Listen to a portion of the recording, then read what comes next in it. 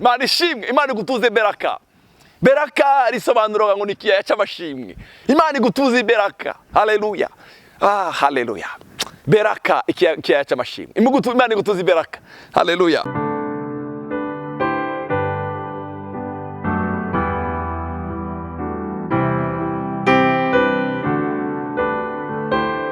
Shalom. Ndabaramukije bifuriza amahoro ya Kristo Yesu ngo ganze imitima yanyu. Turabahaye kaze mu kiganiro cya Kanani TV. Bakundwa, turabashimira ngene muhora mudukurikirana. Mwami Yesu abaho umugisha.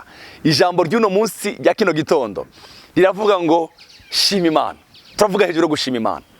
Uko bimeze kose dushima umwami wacu. Gushima Imana bigushikana mu yandi mashimwe. Reka dusome. Mu gitabo cy'Abaheburayo igice cya 13 umurongo wa 15. Nuko na ntaryo twame duha Imana ikimazi cyo gukenguruka. Ikimazi cyo gukenguruka tubiheshwa n'uyo nico mbuto ciminwa ishima izina ryayo. Haleluya. Muri Bibiliya shasha havuga ngo nico cyamwa ciminwa ishimwe izina ryayo. Nuko na ntaryo twame duha Imana ikimazi cyo gukenguruka. Twame duha Imana igihe tuvyutse tuyizamura ikimazi cyo gukenguruka. Haleluya. Bwije dutashe tuyizamura ikimazi cyo gukenguruka. Turi muhira ibyo turiko turakora byose. Bavandimwe, mureke gushima Imana kuganze mu kanwa kacu. Haleluya. Twame duha Imana ikimazi cyo gukenguruka. Twame tuyibwira ngo ibyo dufite papa ni wowe biduhaye, turagushimiye Mana. Ibyo tuzageraho ejo ni wowe uzabiduha, turagushimiye. Kuvyuka dukomeye nta wundi tubikesha ni wowe. Haleluya. Kubona twaryamye tukavyuka nta wundi tubikesha ni wowe. Twame duha Imana ikimazi cyo gukenguruka. Tubiheshwa n'uyo nico cyamwa ciminwa ishima izina ryayo. Paulo yabwiye Abaroma ijambo ryiza ngo kuko byose biva muri we. Mureke tuyishimire ibyacu biva kuri yo. Kandi bikazanwa nayo ngo icubahiro kimugarukire. Ibyo dufite ni wowe wabiduhaye. Kuvyuka amagara meza, ubwiza, ibyo dufite byose mureke tuyishimire.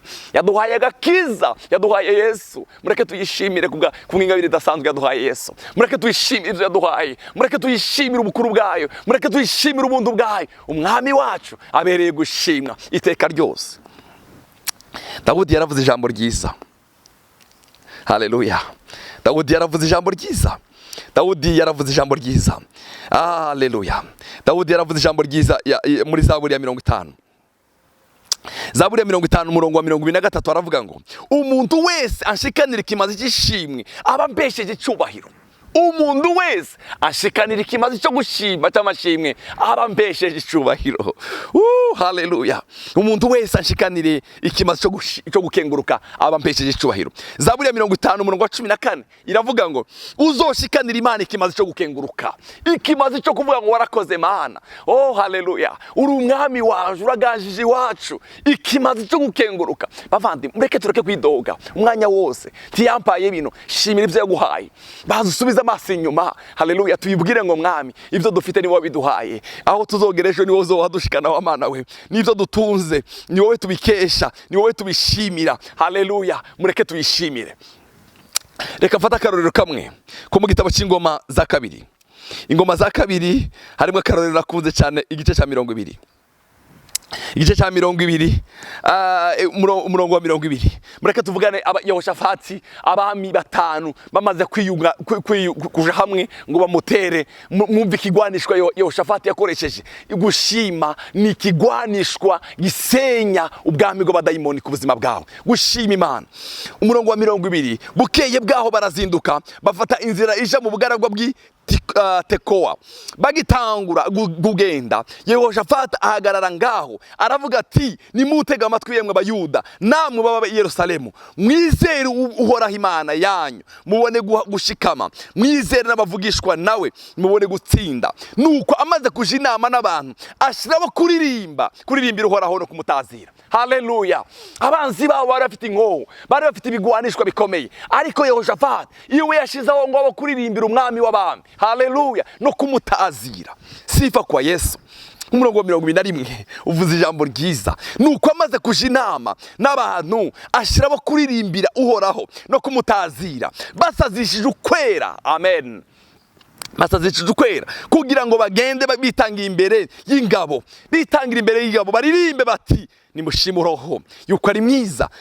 Mushimire kuko imbabazi ziwe z'amahoro bidashira. Haleluya. Nimuririmbe imbabazi z'umwami, nimuririmbe imbabazi z'umwami. Iyi ndirimbo baririmbye, haleluya, hari ahandi yaririmbwe muri Zaburi 136 ivuga ngo nimushime umwami w'abami ngo kuko imbabazi ziwe z'amahoro bidashira. Nimushime ikora ibitangaza bikomeye yonyine kuko imbabazi zayo. Hariyo umurongo nkunda muri iyi Zaburi ngo yishe Sihoni umwami w'Abamori. Haleluya. Ngo kuko imbabazi zayo yishe Sihoni umwami w'Abamori. Haleluya. Urakeneye ko Satani imbaraga ziwe zihera, fata umwanya wo gushima umwami.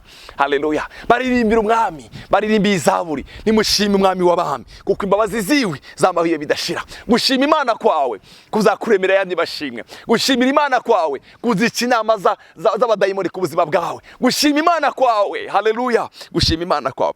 Mwumvirize umurongo wa 22 nuko bagitangura kuririmba no gutazira, bagitangira kuririmba no gutazira. Umva kwidoga kwawe ntaco bizakongera, kugaburira umutima wawe ubucafu ntaco bizokongera. Haleluya. Ririmbira umwami wawe, ririmbira umwami wawe, bagitangira kuririmba no gutazira. Haleluya. Nibutse Paulo na Sila mu gice cya 15 cy'uzakoze n'intumwa babafungiye hagati muri prison hagati. Paulo abwira Sila, yewe badufunze amaguru n'amaboko ariko akanwa kacu ntibagafunze, reka ngo bahimbaze umwami wabo, ngo bararimba barasenga, ngo izindi mbohe zirabumva, iminyororo n'imigozi ngo baribaboshe iracikagurika. Gushima Imana kwawe kuzocagagura iminyororo n'imigozi ibosha ubuzima bwawe. Gushima Imana kwawe reka kuma widoga yanyimi shima ibyo yaguhaye. Nimba urwaye uranumviriza, urwaye shima igihe wabaye uri muzima. Nimba ari ukuguru urwaye shima kukomeye. Nimba shima umwami. Bagitangura kuririmba no gutazira umwami wawe. Haleluya. Bagitangura kuririmba no gutazira umwami. Sifa kwa Yesu.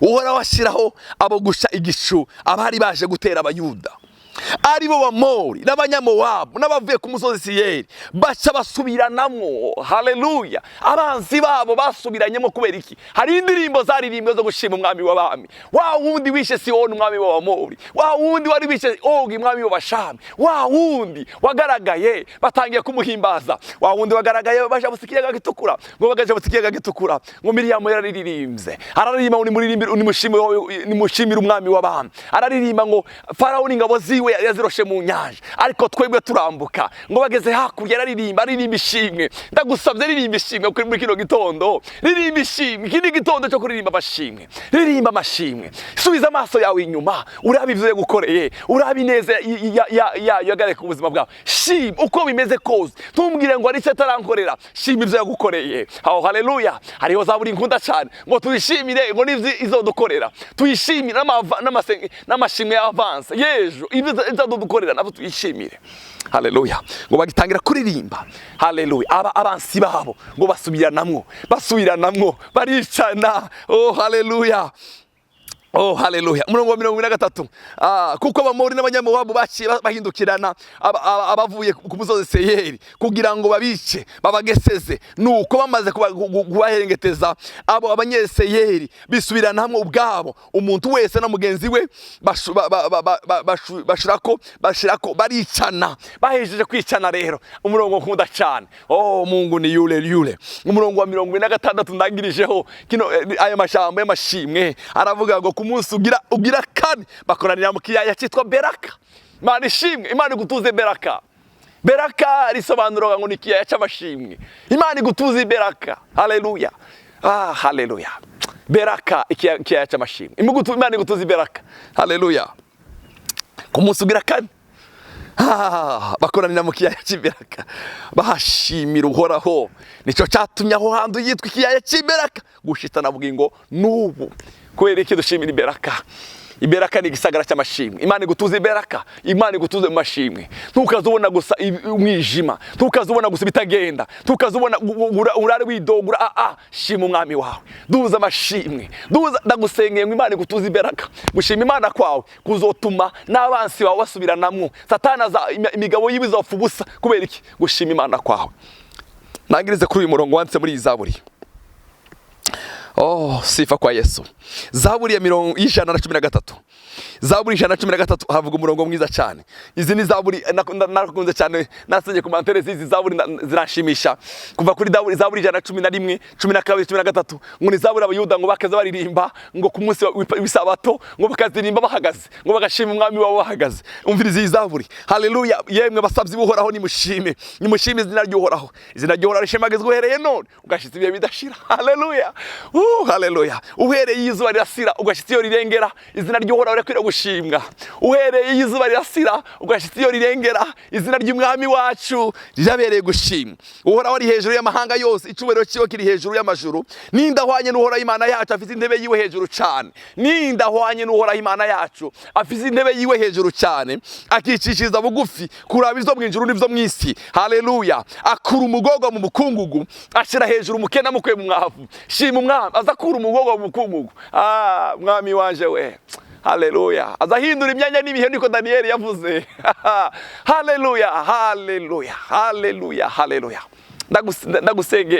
Ndagusengeye muri kino gitondo ngo Imana ikuremere mu mutima w'amashimwe. Haleluya. Zaburi 103 ravuga ngo umutima waje himbaza umwami, namwe ibimbamwo byose mushime izina ryiwe ryera. Akaphrase kavuga ngo umutima waje ntiwibagirwe ivyo yakugiriye byose, ntiwibagirwe. Imana ikurinde kwibagirwa ivyo uhora yakugiriye. Imana ikurinde kwibagirwa. Gushima kuzakugeza mu yandi mashimwe. Data turagushimiye. Mana waduhaye gakiza turagushimiye. Mana izo dufite ni wowe duhaye turagushimiye. Aho tugeze ni wowe tugejeje turagushimiye. Ejo izo tuba dufite ni wowe uzobiwe duhaye turabigushimiye. Amagara meza turayagushimiye. Ubuntu bwawe turabugushimiye Mana. Nuturemera amashimwe. Udutuze mu kiyaya cy'Iberaka, ikiyaya cy'amashimwe. Icubero garukire mu izina ry'umukiza wacu Yesu Kristo. Amen.